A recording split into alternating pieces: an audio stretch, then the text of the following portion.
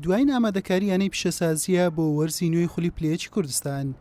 دوای ئەوەی یانەکە وەرزی ڕابردوو لە یەکەم ئەزمموی خولی پلەیەک توانی ڕکابی گەیشتن بەنایە بکات بە جیاوازی گۆڵ ئامانجەکەی نەهاتە دی. بۆ ئەم وەرزە زووتر دەستیان بە ئامادەکاری کرد و گۆڕانکاریەکی زۆریشیان لە پێکاتەکەیان کردووە و خاوەنی سێ یاریزانی پیشەگەرن بە ئامانجی گەیشتن بەنایە بۆ یەکەم جار لە مێژوویاندا.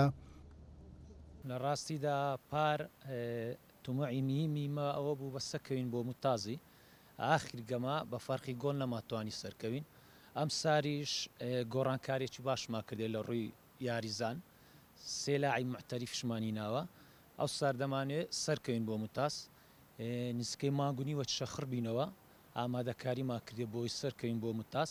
ئیشاڵڵا ئەوەی کەوت تەمرینە و ئەو وازبانەمان دایتە یاریزانە ئیشاڵڵا موفق دەبین و دەتوانین ئەم ساڵ ئیشاڵڵا سەرکەوین بۆ نایە.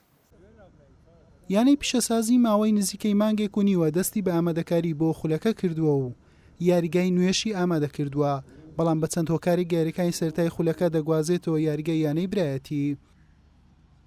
الحەمدولیلا ئێمە مانگێک زیاترە مانگونی وێکە بڵێم بە باشی خۆمان ئامادە دەکەین و طبعا بیرمان نەچوتەوە کە پاری ژمارەیەکی قڕز بوون و ئەم ساڵی ژەمانەیە بە هەمان نەفەس و بە هەمان ڕوحیەت بەردەوام بین.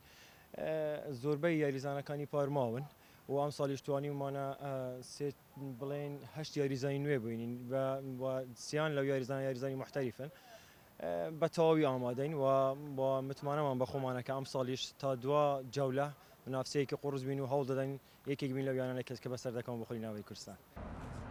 یاریەکانی وەرزی 2022-23 خولی پلەیەکی کوردستان ڕۆژی دووشەممە بە بەشداری 19 یانە با شێوازی خول و بێ قۆناغ دەست پێ دەکات.